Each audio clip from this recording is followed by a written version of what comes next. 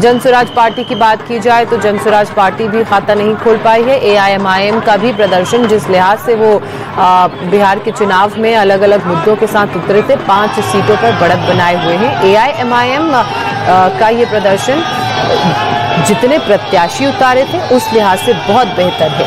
अब गठबंधन के लिहाज से चीजें आप समझ लीजिए। एनडीए की बात की जाए तो एनडीए में जेडीयू, बीजेपी, चिराग पासवान की पार्टी, आरएलएम और एचएएम, ये 5 पार्टियां शामिल हैं, 5 घटक दल शामिल हैं।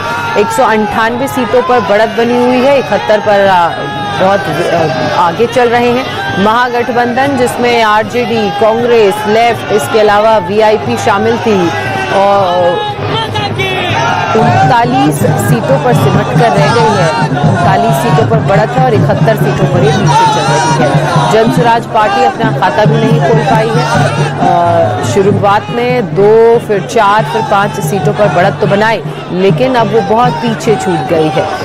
अन्य के खाते में 4 सीटों पर बढ़त दिखती हुई नजर आ रही है।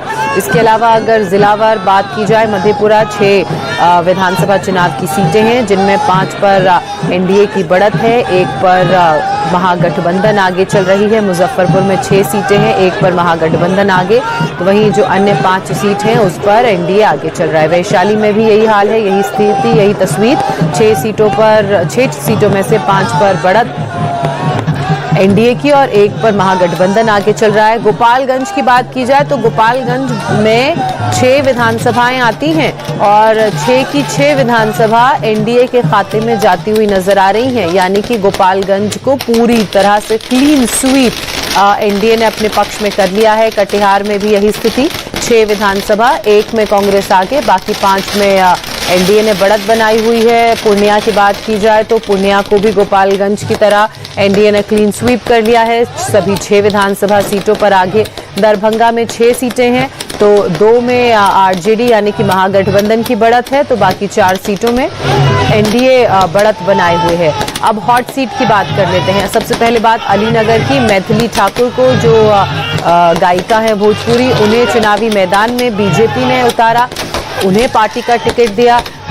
युवा नेता के तौर पर 25 साल उम्र है, इतनी छोटी सी उम्र में चुनाव लड़ना, और चुनाव लड़ना ही नहीं बल्कि बढ़त बनाए रखना, वो आप देख रहे हैं। अलीनगर सीट से मैथिली ठाकुर लगातार आगे चल रही हैं, सिवान से बीजेपी के प्रत्याशी आगे चल रहे हैं, इसके अलावा रघुनाथपुर से ओसामा शाहब आरजेडी के प्रत्याशी आगे चल रहे हैं, और मांझी सीट से बात की जाए तो जेडीयू के रणधीर सिंह यहां से आगे चल रहे हैं। इसके अलावा छपरा सीट से बीजेपी की छोटी कुमारी बढ़त बनाए हुए हैं।